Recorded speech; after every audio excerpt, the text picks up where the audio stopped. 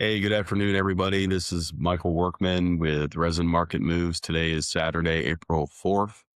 Hope everybody's doing well. Full disclosure, I'm recording this one with one eye on the clock here. Michigan is in the Final Four tonight with a big game against Arizona.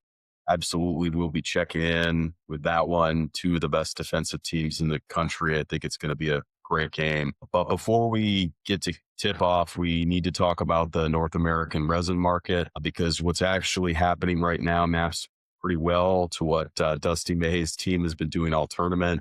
The other side has real talent. The matchup is difficult, and the only way you win is if you walk in with a game plan, not if you're improvising. 9 resins, 9 upward pressure signals. Let's break it down. Every increase you're going to see from your supplier this week and this month traces back to 4 pretty meaningful feedstock contract settlements that we just saw. Benzene up 96 cents a gallon, butadiene up 27 cents, ethylene is up, and paraxylene, which drives PET, is expected to spike up to 82.5 cents for April, which is up substantially in March. On top of that, multiple propylene or PGP polymer grade propylene units are offline. The Middle East disruption with the Strait continues to keep crude elevated, and export demand, especially in polyethylene, is beginning to increase into international markets. So that means that producers have real cost coverage here as we move into Q2, and that's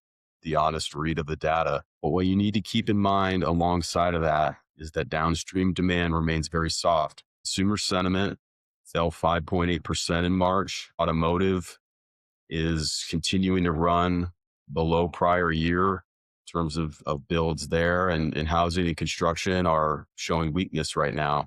Cost pressure and pricing power, it's important to remember those are not the same thing. And we have the buyer that has soft demand as your leverage right now. You can use it here before all these increases are fully locked in, and we're certainly seeing them out through April and May. But the quickest, it's kind of hit by resin now. Polyethylene and PET are the hardest right now for buyers. Feedstock math is difficult to run from. It's important to focus on the contract structures, freight surcharges, and delivery term challenges. So continue to focus there and do what we can on the hard number.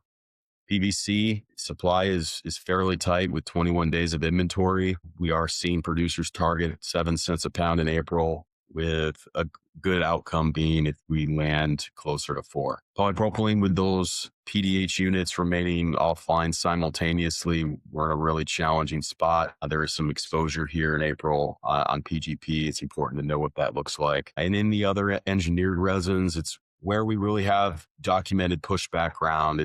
These increases are based on cost and not demand pull. So again, the feedstocks are what's driving it.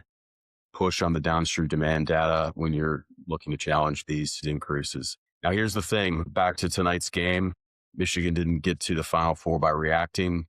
They got there by doing their film work, looking at their opponent's tendencies and reacting, and walking in with a plan before opening tip-off. And hopefully it goes their way tonight, but we can rest assured that they are going to show up prepared. And your resin supplier has been doing film work for months now, waiting for this moment. And the question is have you done the same? The window to influence your Q2 outcomes is right now, not after these increases fully land and are implemented. If you want to know what benchmark pricing looks like for your specific grades in your specific situation, reach out to us. The link will be in the comments below. All right, go blue, everybody, and buy resin better next week. It's all we can do. Get better every day. Have a great weekend. Thanks.